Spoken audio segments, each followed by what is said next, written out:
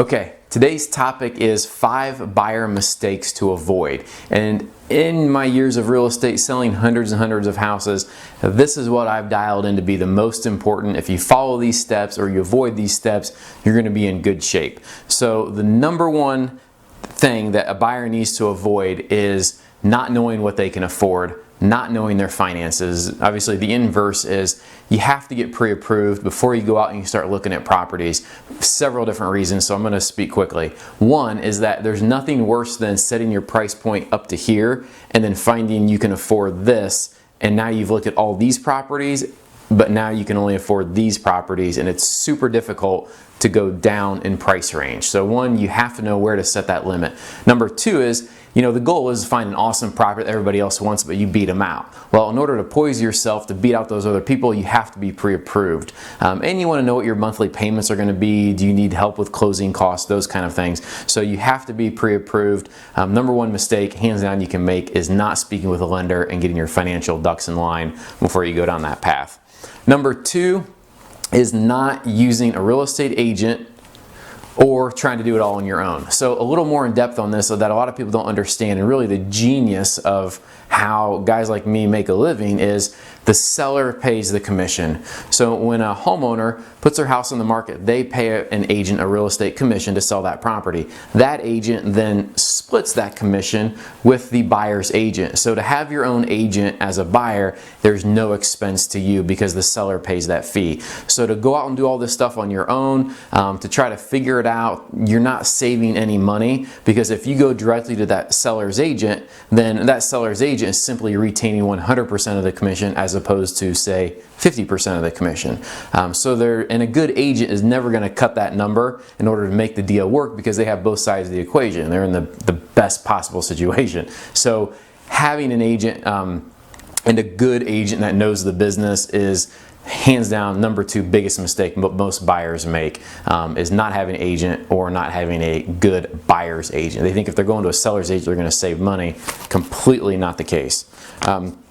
Number three is not knowing exactly what you want. I've used this analogy before, but first off, you have to determine what does a home absolutely have to have in order to be a contender. And then you narrow down the search to those properties and find the ones you like the best. If the best processes work with people that know exactly what they're hunting for. People that are vague and wishy-washy and flexible always struggle trying to find a house. Those are the people that are looking at 20 and 30 properties because they don't know what they want. It's the people that are very specific that can dial in and walk away with that best product because they know what they're looking for. Number four on the list is timing. Timing covers a lot of different areas. So one, my grandfather, one of the best pieces of advice he ever said was, "Kyle, I can kill any deal if you drag it out long enough." So as a seller, you want to react quickly to that buyer, because the longer that buyer waits, the cooler they become. They don't get hotter over time, they get cooler over time. Then as a buyer though, if you're looking at a property, going slow, going easy, letting that seller stress out a little bit over what's happening is in your best interest. Along those same lines as when you're looking at a house, knowing how long you're going to be in that property, how long you intend to be in that property. I always tell my clients every single time if they're looking at new construction that they have to think very specifically about how long will they be there. Because if you go to sell that home in 3 to 4 to 5 years and there's still new homes being built in the neighborhood, prices probably aren't appreciating fast enough for you to be able to get out of that property for a whole lot more than you paid for it, and oftentimes even less. Because if a buyer has a choice between a 0-year-old house and a 4-year-old home, and they can get everything brand new on a 0 and they can pick everything, versus a tiny bit worn down 4-year-old house, the only way they're going to go with a 4 is if they're super sensitive to timing or if the price is right. So keep that in mind. The very last of the 5, number 5 biggest mistakes a buyer can make is being too picky.